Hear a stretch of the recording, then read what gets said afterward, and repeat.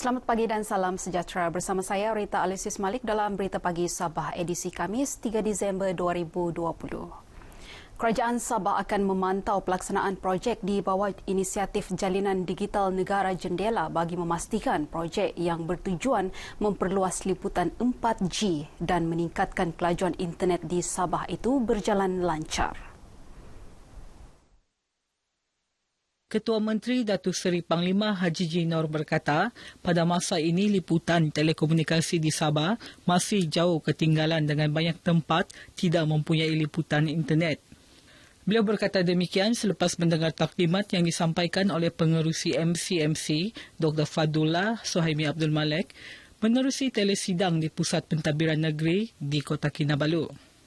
Datuk Haji G dimaklumkan oleh Dr. Fadullah bahawa jendela akan dilaksanakan dalam 2 fasa melibatkan pembinaan 41 menara telekomunikasi baharu dan menaik taraf 924 pemancar sedia ada di bawah program penyediaan perkhidmatan sejagat USP kepada 4G.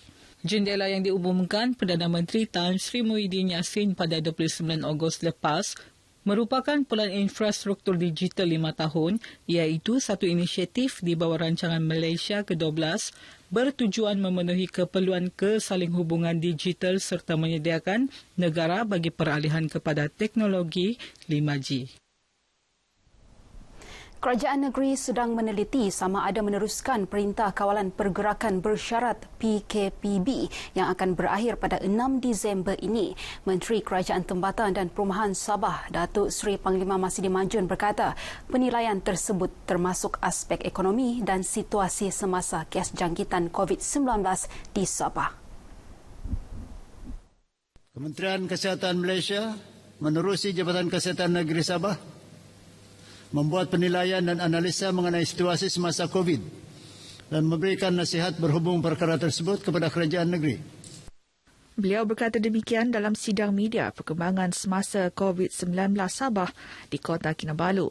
Tambahnya, keputusan sama ada untuk melanjutkan atau menamatkan PKPB atau melaksanakan sebarang bentuk langkah kawalan yang lain akan mengambil kira kepentingan semua sektor tertakluk kepada Majlis Keselamatan Negara. Mengenai perkembangan kes COVID-19 di Sabah, sebanyak 229 kes positif baharu dicatatkan semalam, menjadikan jumlah kumulatif kes COVID-19 di Sabah kini 29,267 kes. Angka korban turut meningkat kepada 214 selepas 2 kematian direkodkan di Kota Kinabalu. Seramai 260 pesakit sembuh dan discharge hospital, menjadikan jumlah kumulatif pesakit sembuh seramai 26,233 orang. Manakala seramai 2,219 masih menerima rawatan, seramai 58 pesakit dirawat di ICU dan daripada jumlah itu 12 pesakit memerlukan alat bantuan pernafasan. Penduduk disaran patuh kepada prosedur operasi standard SOP Majlis Keselamatan Negara dan Kementerian Kesihatan KKM bagi menangani penularan pandemik COVID-19. Ia sekaligus membantu usaha kerajaan memulihkan sektor ekonomi dan dibuka semula dalam norma baharu. Dan saya juga berharap masyarakat umum ataupun orang awam dapat memainkan peranan mereka juga, yaitu dengan mematuhi SOP yang telah ditetapkan oleh kerajaan. Karena dengan pematuhan SOP ini, ianya dapat memutuskan rantaian COVID-19.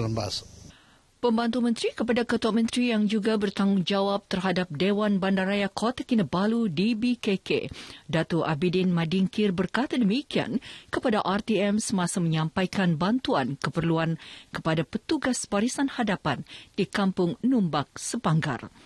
Terdahulu, Datuk Abidin dan Mayor Bandaraya Kota Kinabalu, Datuk Nordin Siman, mendengar taklimat Lieutenant Muda Pertahanan Awam Ezra Gandoi di Pusat Kawalan Operasi Bencana PKOB daerah Kota Kinabalu sebelum ke Pusat Pengumpulan Bakul Makanan di Dewan Masyarakat Kota Kinabalu. PKPD di penempatan Telipuk dan Kampung Numbak masing-masing bermula 16 November hingga 19 November lagi bagi fasa pertama dan dilanjutkan ke fasa kedua berkuat kuasa 30 November sehingga 13 Disember depan. Pejabat Ahli Dewan Undangan Negeri Adun Telupit komited membantu Pusat Kawalan Operasi Bencana PKOB di daerah itu dalam menangani penularan pandemik COVID-19. Sungguh pun Telupit mencatatkan kes positif COVID-19 yang rendah. Wakil rakyatnya Johnny Bon J. Kurum berkata antara bantuan disalurkan termasuk kemah kepada petugas di Sekatan Jalan Raya SGR dan petugas Kementerian Kesihatan KKM yang menjalankan penugasan ujian calitan saringan awam selain bekalan makanan harian kepada petugas agensi di bawah PKOB Telupit. Adun ada juga membantu Friendliner untuk menyumbang makan minum mereka sebelum mendapat peruntukan daripada kerajaan. Adun telah menyediakan makanan kepada Frontliner.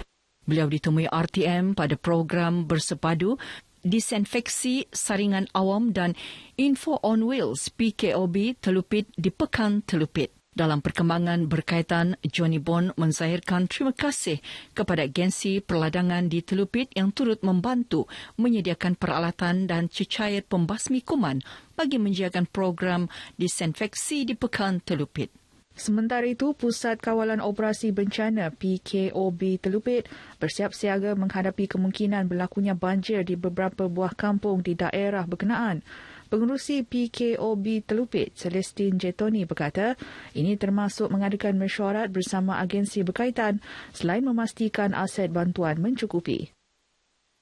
Seramai 93 pelajar tajaan kumpulan Yayasan Sabah yang terkandas selama 48 hari di Wisma Yayasan Sabah Kuala Lumpur berjaya dibawa balik ke Sabah. Daripada jumlah itu, seramai 84 pelajar tingkatan 1 hingga 4 tiba di lapangan terbang antarabangsa Kota Kinabalu KKIA semalam. Kesemua pelajar berkenaan balik ke Kota Kinabalu termasuk 3 pelajar balik ke Lahad Datu sementara 15 pelajar akan balik ke Tawau. Manakala 9 pelajar akan balik ke Sandakan dalam penerbangan terus dari Kuala Lumpur pada 4 Disember depan. Ketibaan para pelajar disambut Pengarah Yayasan Sabah, Datuk Gulam Haidar Khan Bahadar. Semuanya sudah melalui swab test dan mereka ini telah mendapat kelulusan KKM dan juga MKN. Kita dibantu, dibenarkan dan juga melalui semua proses pemulangan mereka ni dibantu oleh MKN, KKM dan berbagai agensi yang lain lah.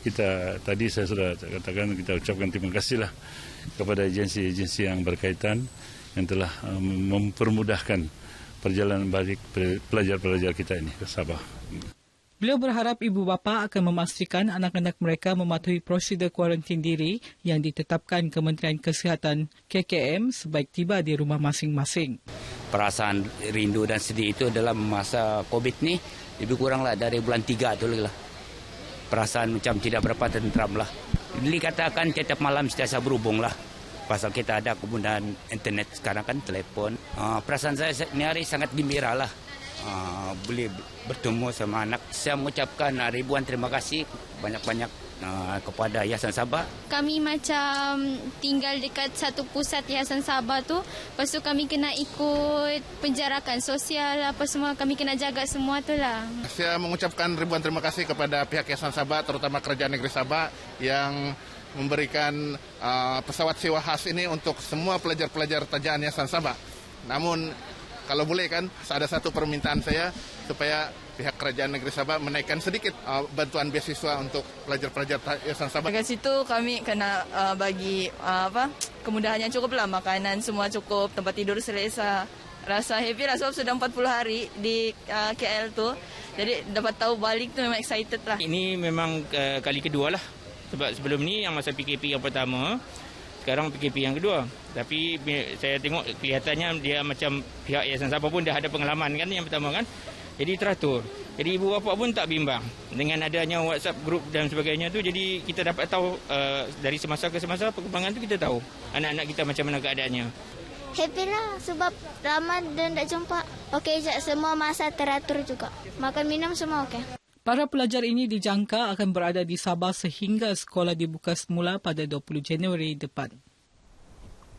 Masyarakat kini boleh mendapatkan maklumat mengenai etnik dan budaya negeri Sabah secara dalam talian melalui aplikasi e-Culture yang dibangunkan Lembaga Kebudayaan Negeri Sabah LKNS. Agenda pendigitalan melalui platform itu juga sebagai memudahkan sistem penyampaian selaras dengan Pelan Pembangunan Negeri Sabah. Melalui aplikasi ini kita mampu mengetahui lebih banyaklah tentang soal tradisi, bangsa-bangsa, sukuan mengenai kebudayaan. Menteri Pelancongan Kebudayaan dan Alam Sekitar Sabah Datuk Jafri Arifin ditemui dalam Majlis Pelancaran e-Culture Lembaga Kebudayaan Negeri Sabah LKNS di Balai Seni Lukis Sabah, Kota Kinabalu. Aplikasi e-Culture dibangunkan dengan kerjasama syarikat pembangun aplikasi Alpha Graphic sejak awal November 2020 dan boleh dimuat turun melalui Play Store dan App Store bermula 1 Januari 2021. E-Culture memaparkan infografik etnik dan budaya yang terdapat di Sabah, merangkumi 7 pengenalan budaya seperti adat resam, kepercayaan dan pantang larang, bahasa etnik dan alat muzik. Dewan Bahasa dan Pustaka DBP akan terus menerbitkan buku yang menarik dan sesuai dibaca untuk pelbagai peringkat umur bagi menggalakkan budaya membaca dalam kalangan rakyat sekaligus menjadi masyarakat berilmu. Pada masa ini, DBP sedang mempergiatkan penerbitan buku digital yang mudah dicapai secara dalam talian. Menurut Ketua Pengarah DBP Dato' Abang Salihuddin Abang Syokiran, DBP menyasarkan rakyat negara ini sekurang-kurangnya membaca 50 judul buku setahun. Berdasarkan kajian Perpustakaan Malaysia, tabiat membaca dalam kalangan rakyat pada tahap sederhana dengan hanya membaca 15 judul buku setahun. Dato' Abang Salihuddin berucap demikian dalam majlis penutupan Dekad Membaca Kebangsaan DMK peringkat Negeri Sabah dan Wilayah Persekutuan Labuan 2020 yang diadakan secara maya. Sebanyak 12 aktiviti dilaksanakan DBP Cawangan Sabah sempena DMK, antaranya pertandingan sudut bacaan rumah, pertandingan baca buku dan ulas, kem membaca serta pertandingan Mari Bercerita Si Cilik. Baik, sekian berita pagi Sabah. Jangan lalai, terus waspada. Pandemik COVID-19 belum berakhir. Saya Rita Alexis Malik, salam hormat.